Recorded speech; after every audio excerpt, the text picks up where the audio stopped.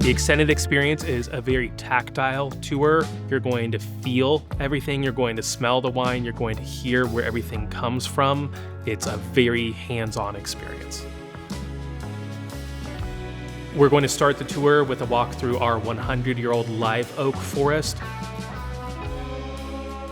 We're going to go in the vineyard. You're going to feel our terroir, you're going to feel our weather. We can walk as much or as little as you would want.